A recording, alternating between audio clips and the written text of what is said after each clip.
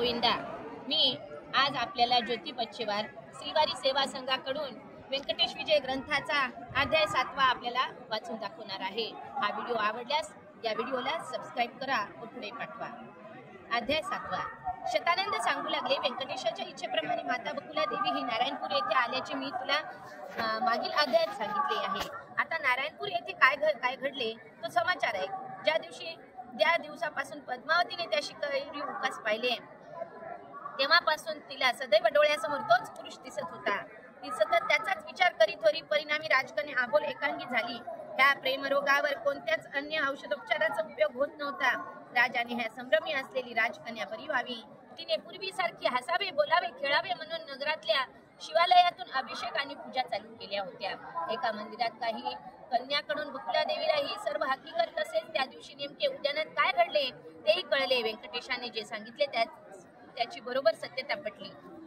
बकुला देवीने माझ्या राजाकडे एक काम आहे, मला त्याची भेट घडवा असा आग्रह केला। इकडे व्यंकटेशाच्या मनात मात्र एक शंका आली की माता बकुला देवी ज्या कामगिरीवर गेली आहे ती खरी, पण ती एक स्त्री आहे, तिला ही कामगिरी जमेल का?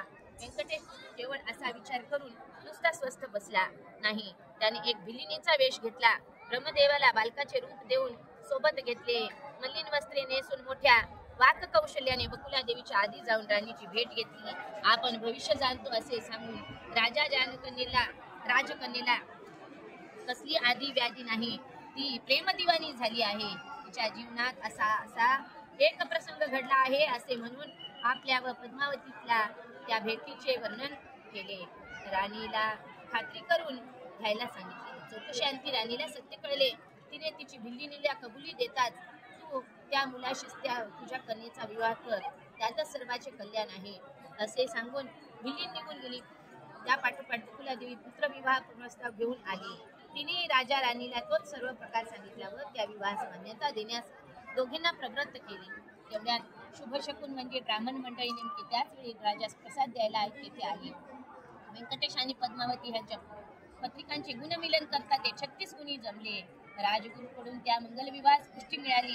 राजा आकाशराज यांनी बकुला देवीची ती विनंती मान्य करून एक संमतीपत्र लिहून ते पत्र शुक मुनींच्या हस्ते लवकरच व्यंकटाचल पर्वतावर पाठवून दिले। गोविंदा गोविंदा गोविंदा।